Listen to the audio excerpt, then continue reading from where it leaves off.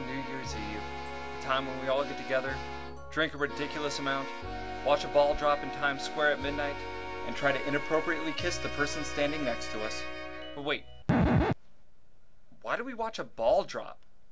It's because that's what we used to tell people what time it was, specifically sailors. Now, to figure out where you are exactly on the planet, which is important to sailors, you need three things: altitude, latitude, and longitude. When you're at sea, latitude is easy to sort out. You can just calculate the angle of the sun when it's at its highest point. Altitude is a no-brainer, you're at sea level. Longitude, however, is tricky, since the Earth is constantly rotating, and it took centuries for anyone to figure it out.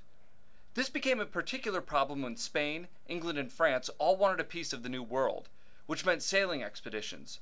But when you set off on a voyage, being off just 1 degree longitude at the start of a trip could cause you to end up hundreds of miles off course.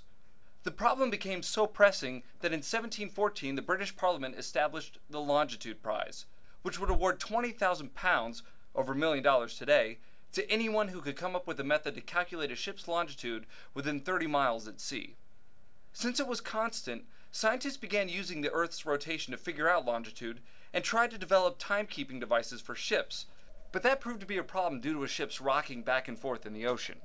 After many contributions from scientists all over Europe, in 1733, an English clockmaker named John Harrison perfected a device called a chronometer that could accurately keep time aboard a ship over long distances. This led to better navigation and allowed England's empire to expand. England would take another step forward by setting a standard for time. There had to be a starting point. That ended up being the Royal Observatory in Greenwich, London. King Charles II had commissioned the observatory be built on the shores of the Thames to study the stars and the motions of the heavens. It was a center of scientific study and offered the most precise measurements of time. In 1833, a large pole was erected on top of the building with a giant ball mounted on it.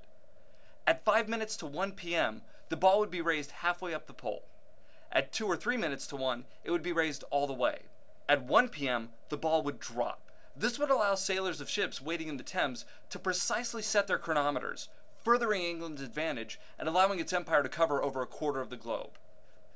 This was adopted all over the world as a way to tell everyone exactly what time it was, like the 1 million people gathered in Times Square every December 31st when the new year begins. So there you have it. That's why we watch the ball drop on New Year's Eve. So next New Year's Eve, go ahead. Try to impress the person standing next to you with your knowledge. Who knows? They might just give up that inappropriate kiss a little easier.